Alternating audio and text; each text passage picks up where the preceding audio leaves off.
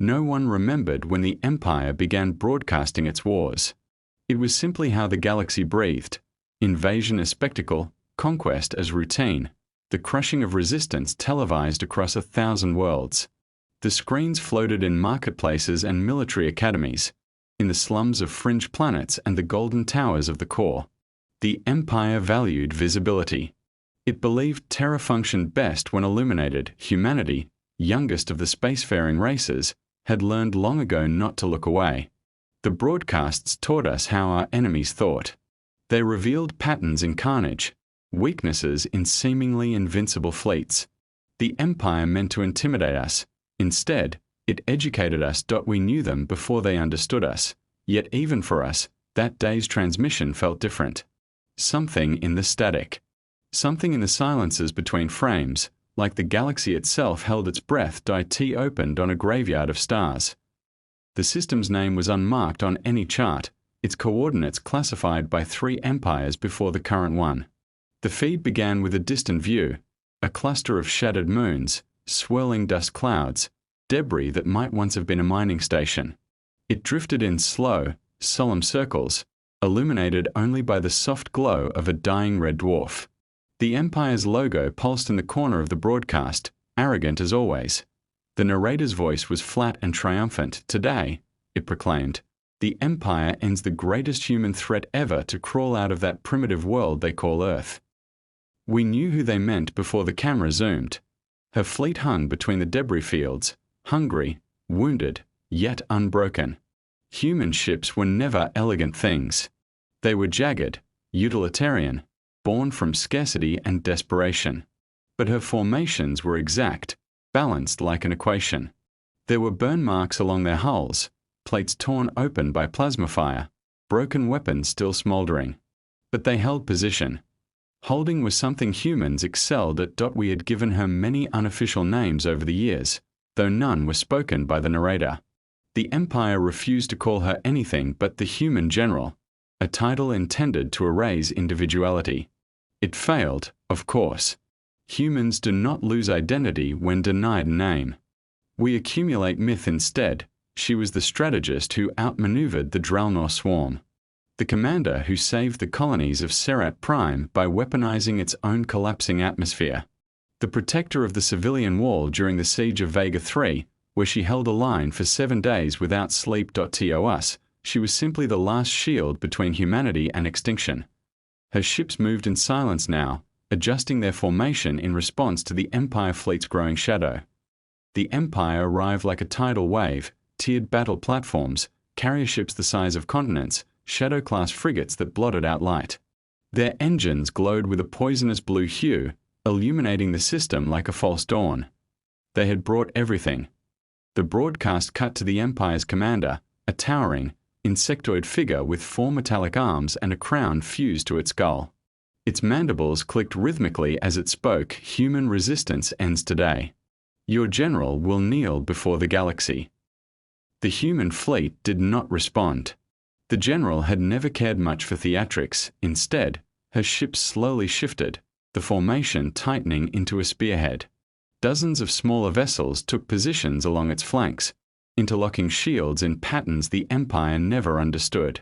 We recognized it instantly, one of the general's signature opening maneuvers. Optimized for stalling. Designed to force the enemy to reveal their strategy, she was buying time again. The Empire commander raised one hand, and its armada surged forward. The battle exploded. Human cruisers fired the first volley, particle beams slicing across the void, cutting into the Empire front lines. Empire frigates split apart under the assault, scattering debris across the field. But for every ship destroyed, another 10 advanced. Their formations were sloppy, overconfident, but the numbers compensated. Humanity had always fought with precision. The Empire fought with excess. The spearhead held as long as it could. Human destroyers interwove their fire, sending synchronized bursts into weak points on the Empire shields. Drones deployed by the hundreds, intercepting missiles and absorbing plasma bursts meant for the core fleet. For the first 5 minutes, it even looked as though we might turn the tide. Then the Empire shifted tactics. Light bent across the battlefield as a supercarrier unleashed a disruptive gravity wave. It slammed into the human flank, scattering ships like leaves in a storm. A second pulse followed. A third.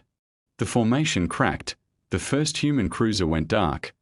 Then the second. A wave of Empire fighters slipped through the breach, carving through exposed vessels. Human pilots fought with impossible calm, but the numbers weren't survivable. The general's flagship remained in the center, unmoving, its shields blazing white from constant impact. From its hull jutted a massive rail cannon, a weapon that had rewritten battle doctrine across 4 sectors. It fired once, carving a pillar of fire through a supercarrier. The feed flickered, but the Empire was already encircling her. The battlefield burned. It lasted an hour. Perhaps more. The broadcast didn't show us everything. Empire feeds rarely did, but it showed enough. Each passing minute felt like a stone sinking deeper into our collective gut. Ships we recognized from previous campaigns died one by one. The tactical brilliance we revered played out in desperate, efficient motions, but even brilliance has limits when faced with overwhelming force. Humanity watched as the last line collapsed. The spearhead shattered. The flagship stood alone. The Empire commander's face filled the screen once more, mandibles twitching in triumph. "Bring her to me." The camera cut to a boarding sequence. Empire soldiers storming the flagship's hull. Their armor gleamed. Their weapons hummed with lethal energy. The human crew fought fiercely, but they were exhausted, wounded, surrounded. The Empire forces overwhelmed them with ruthless efficiency.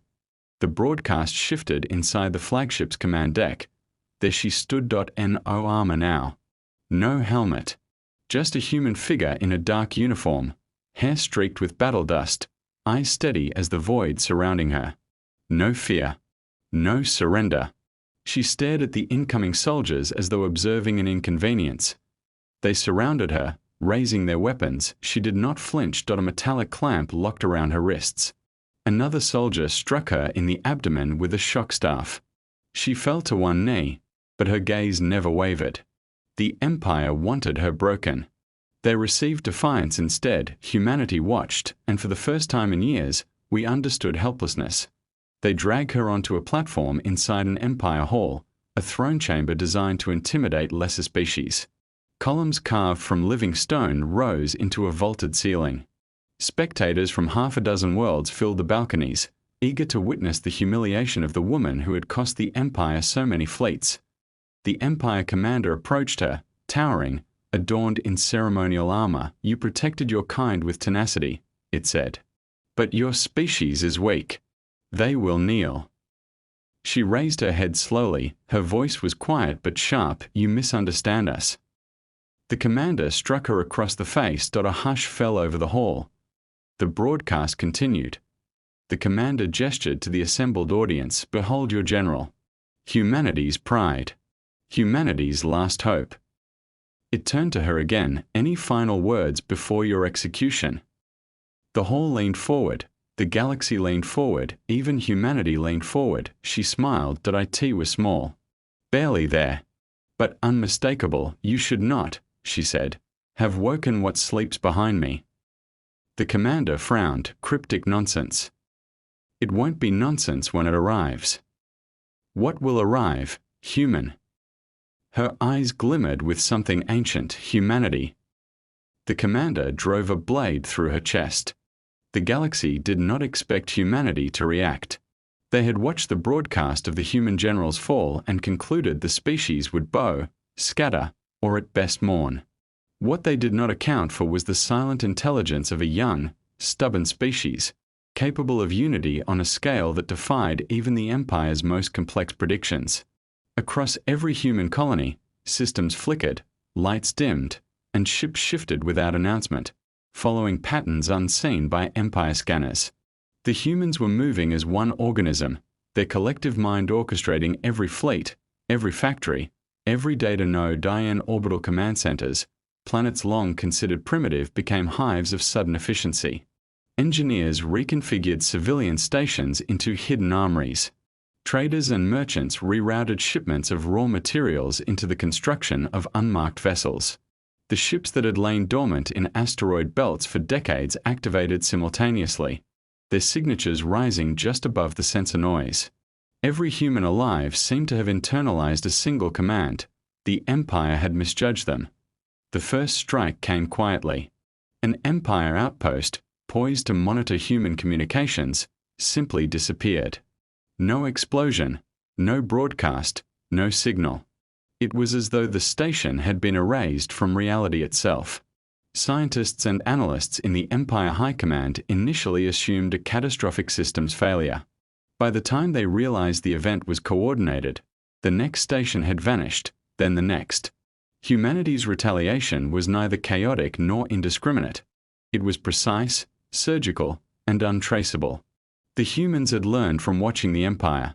They had studied every weakness and exploited it with cold clarity. Encrypted messages left by the fallen general, delivered through networks invisible to the Empire, guided each fleet and operative. These communications carried strategies for attacking choke points in hyperspace lanes, psychological patterns that could unbalance Empire commanders, and blueprints for weapons the Empire had never imagined. The general had anticipated this moment. Her defeat had not been a loss, it had been a signal, a spark igniting the full response of a species underestimated for millennia. To be why the time the Empire realized the humans were mobilizing, fleets appeared where they should not have existed. Star systems once considered undefended were now bristling with unexpected human warships. Supply lines the Empire had relied on for decades were cut in silence. Entire sectors went dark to the outside, yet internally, they were humming with activity. Engineers built weapons faster than the Empire could comprehend. Pilots executed maneuvers that combined the brilliance of seasoned strategists with the intuition of a species honed by centuries of survival against impossible odds. The Empire reacted with incredulity. Broadcasts continued, but the smug tone of victory had vanished. The Empire's arrogance, once their greatest weapon, became their blind spot. They launched counterattacks, expecting predictable human responses, only to find their fleets outmaneuvered, outgunned, and, above all, unseen until the moment of impact. Ships appeared from hidden angles, striking at critical junctions, dismantling defenses before the Empire could adapt. The humans had made every battle a lesson, every engagement a statement.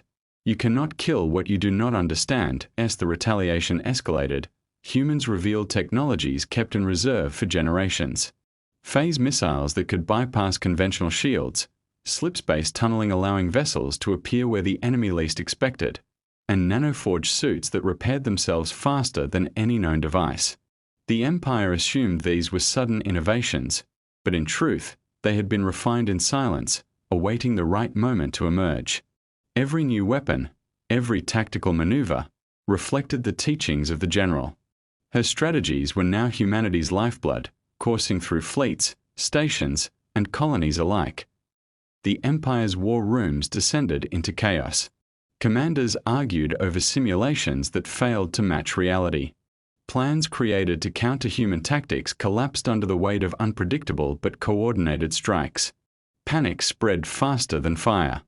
A species that had once been dismissed as primitive was now executing strategies that no machine, no algorithm, and no seasoned commander could predict. Every attack revealed another layer of human ingenuity. Every response demonstrated the depth of preparation and the patience of a species that had learned to endure the impossible. Humanity's strikes were deliberate. Civilian areas were protected, as if following a code written by the general herself: precision over chaos, efficiency over emotion. The Empire did not understand the ethics behind their enemies' actions. They only saw the results: infrastructure destroyed, fleets neutralized, supply chains dismantled. Yet every action carried an underlying message, a faceless statement broadcast across the void. Humanity remembers, humanity adapts, humanity will not bow. The Empire attempted to broadcast warnings. Messages of deterrence, of threats against civilian populations, were sent through every channel. Humanity responded not with words, but with deeds. Entire sectors disappeared from Empire radar as fleets reappeared elsewhere, dismantling fortifications that had stood for centuries. The general's contingency plans unfolded in real time, a choreography executed with perfection and foresight. Each human strike taught the Empire a lesson in humility. A species underestimated cannot simply be defeated. From Earth to the outer colonies, humanity moved as a single entity. Communications between fleets were encrypted and near instantaneous. Routed through quantum networks the Empire could neither trace nor comprehend. Sensors recorded phenomena that defied conventional understanding. Ships moving faster than physics should allow, weapons striking with surgical precision, defenses adapting instantly to any attack. It was as though the entire species had become one organism, each individual acting in harmony with a greater intelligence forged by survival, resilience, and the legacy of their fallen general. The Empire attempted a counteroffensive, concentrating forces at the most strategically vital points. Yet human ships simply avoided engagement until the perfect moment, striking simultaneously across multiple fronts. Supply lines collapsed under the weight of invisible strikes.